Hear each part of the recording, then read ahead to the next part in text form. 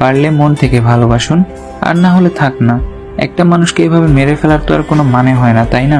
মানুষ যখন একটা মানুষকে ভালোবাসে, তার সবটুকু জুড়ে শুধু তার ভালোবাসার মানুষটাই থাকে। আর সেখানেই যখন সে আঘাত পায়, আর সেই আঘাতটা যখন করে তার প্রিয় মানুষ, তখন এই কষ্টটা আসলেই সহ্য করা যায় না। দরকার কি একটা মানুষকে কষ্ট দেয়া? সারাটা জীবন যদি হাতটা ধরে রাখতে পারেন তাহলেই ধরেন। মাঝপথে যদি ছেড়ে চলে যাওয়ার ইচ্ছেই থাকে, তাহলে প্লিজ শুধু শুধু একটা জীবন নষ্ট করবেন না।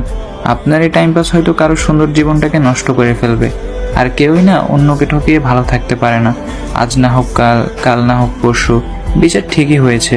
হতে পারে কেউ তাড়াতাড়ি পেয়েছে, আবার কেউ বা দেরিতে। একটা মানুষকে ঠকানোর শাস্তি সে অবশ্যই পাবে। কাউকে ঠকানোর আগে অন্তত একটাবার হলেও ভাববেন যে ভবিষ্যতে আপনার সাথে কি হবে।